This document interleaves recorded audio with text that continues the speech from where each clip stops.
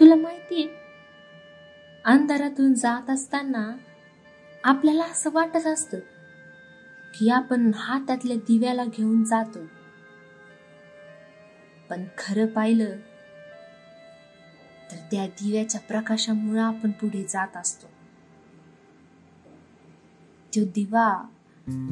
तो दिवा आपल्याला पुढे जाण्याची वाट दावत असतो.